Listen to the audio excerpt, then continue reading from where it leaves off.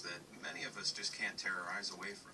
Whether it's a derelict car left forgotten in a forest, or a monstrous old machine abandoned in a meadow, you desperately want to know how they ended up there. Luckily for you, I've done some digging and found the most incredible abandoned vehicles on the planet for your viewing pleasure. So grab your popcorn and get comfy as we take a tour of some derelict trains, planes, and mad machines that'll blow your mind. The Red Star Graveyard. On the northern fringe of the city of Budapest lies the final resting place of more than 100 different locomotives. Ranging from rare train engines to rotting train cars, this depot, also known as the Red Star Graveyard, is a derelict heaven for train fanatics. The depot was built in the beginning of the 20th century as a repair yard, but as you can see, today most of it is abandoned, along with the trains inside. Some are astonishingly ancient, like this MAV 301 series engine. It was last used more than 100 years ago. But others, like these MAV 424 steam engines, bear a red star on their fronts from Hungary's time in the Soviet regime back in the mid-1900s. It's unknown exactly how many ancient trains lie rotting on these tracks, although it's clear that over the decades, they've slowly begun to lose their battle against nature. In a few more years, these amazing trains will likely be overrun by plant life, making this the end of their line. Strange Zoogle sights. From above, the quaint German town of Zoogle doesn't look like anything out of the ordinary. But when you take a closer look at one of the fields on its outskirts, you can see something seriously strange. What do you think those 24 perfectly aligned little dots are? Hay bales, tractors, maybe some mutant strain of corn? Well, when you zoom in even further, you can just about make out that they are, in fact,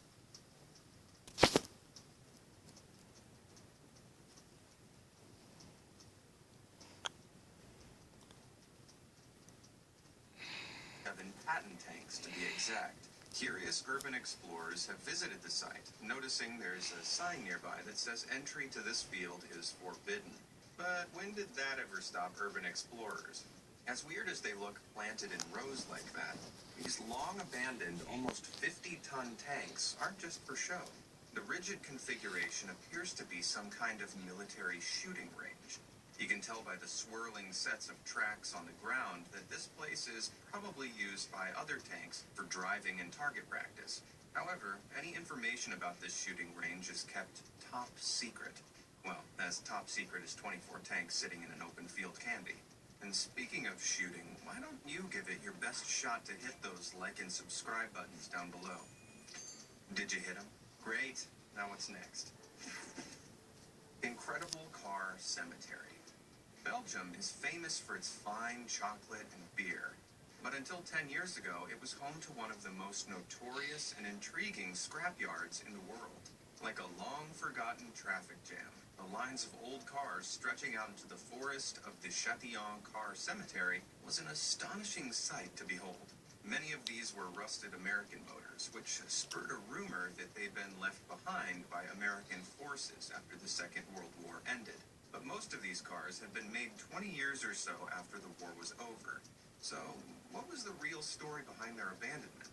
It was eventually revealed that the cars actually belonged to Canadian Air Force troops. Hundreds of them had been stationed in the nearby town of Virton on behalf of the NATO alliance back in the late 1940s. But because the town was so small, the businesses of repairing the troops' many cars fell on one lone mechanic in nearby Châtillon.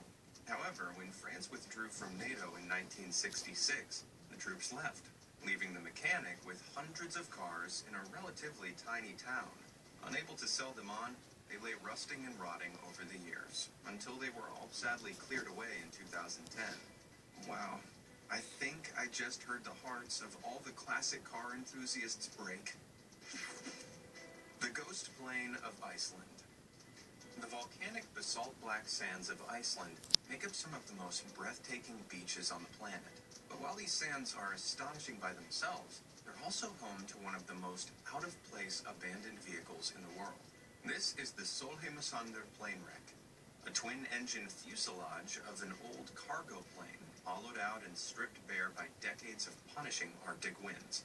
Though it looks like a post-apocalyptic grave, it's actually all that remains of the terrifying events from November 21st, 1973.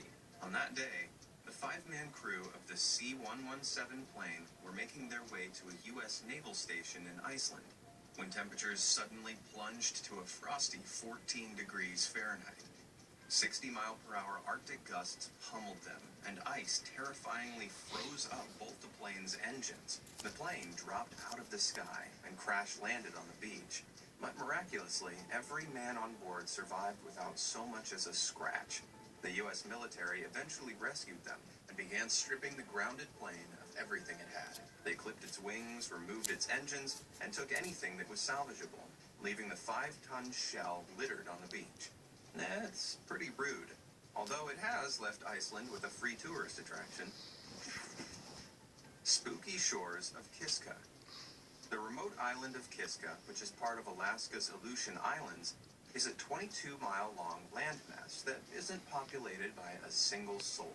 Without any roads or buildings on its barren shores, it's the last place you'd expect to find any abandoned vehicles. So you might be shocked to discover that its shorelines are littered with old anti-aircraft guns, rusting ships, and even submarines. Even though many of them are more than 80 years old, Alaska's cold climate has kept most of them incredibly well preserved, especially these Japanese Type A midget submarines. At just 78 feet long and less than 6 feet wide, these sneaky submarines were used to infiltrate enemy waters. But if they were caught, they were small enough that the Japanese could claim they were just target practice. However, they were also armed with torpedoes, and some were even used in the famous attack of Pearl Harbor. So what are their rusting remains doing way out in Kiska? Well, it turns out they're from a little-known battle that occurred in Alaska during World War II. At the time, Kiska was home to an American manned weather station, which was captured by the Japanese. In response to the occupation, American and Canadian forces waged an air campaign against the island, which was bombarded and blockaded for an entire year.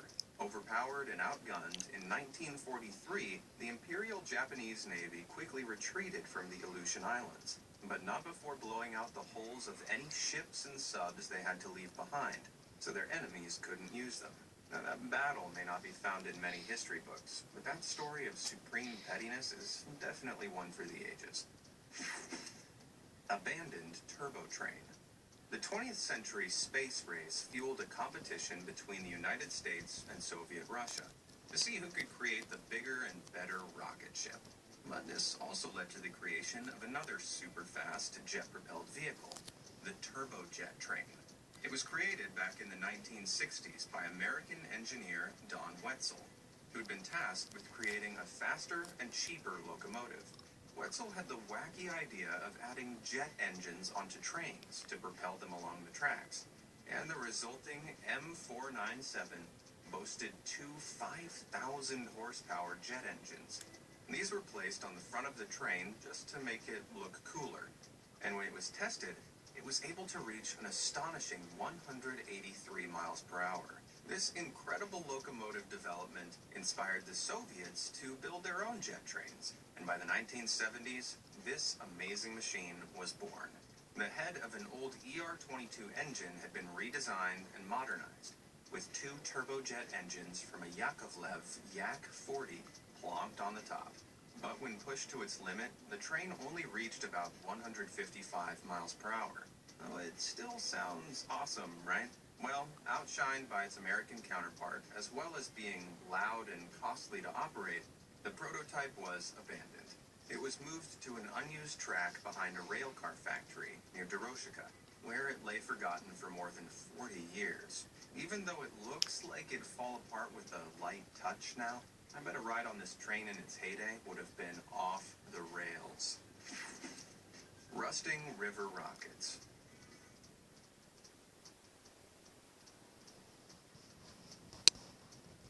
Trains weren't the only crazy inventions that the Soviets brought to the table. In 1957, the Soviet Union began manufacturing these utterly incredible hydrofoil boats. They could travel much faster than regular boats because they were lifted out of the water on a set of submerged wings. This reduced the boat's drag massively and let them skim over the water like a stone. These Russian river rockets, called raketa, carried passengers along riverways at a top speed of 43 miles per hour, more than 3 times the speed of similarly sized boats at the time. They were a huge success, but following the collapse of the Soviet Union, many couldn't be maintained and were sent to rust in ship graveyards like this. Most of the river rockets in these photos are called meteors, which is a second-generation design that was faster than the raketa and could carry up to 160 passengers. But today, many of them are rusting away in a forest near the Kama Reservoir, close to the city of Perm. Somehow, even in this dilapidated state, they still look as majestic as they did in their heyday. Lonely Lund class at Kranoplan. When it comes to abandoned vehicles, the jewel in the Soviets' crazy crown has got to be the little-known Lund class and Kranoplan. This top-secret military vehicle was a 242-foot-long beast that relied on the lesser-known wing-in-ground effect to get around. As an aircraft flies closer to the ground, air pressure builds between the wing and the surface below, creating a cushion of air beneath the plane. So, with a set of specially designed wings, the Ekranoplan could skate just inches over any ocean or lake, and under the radar of enemy warships. With the aid of those 8 forward-mounted turbojets, this brilliant behemoth could reach a top speed of 340 miles per hour. So it combined the capacity of a boat with the speed of a plane. Unfortunately, just one Ekranoplan prototype, nicknamed the Caspian Sea Monster, was completed when the Soviet Union crumbled in 1991. The Lund program was discontinued, and the Caspian Sea Monster was left sitting idly on a tightly guarded dock on the coast of Russia's Dagestan region. For almost 30 years, the beast was left to sleep, until its slumber was disturbed in July 2020.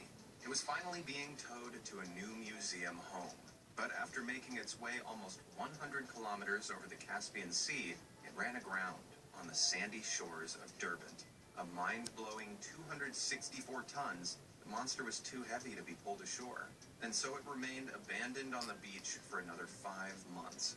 I don't know about you, but watching all those kids play next to a literal war machine has to be one of the most Russian things I've ever seen.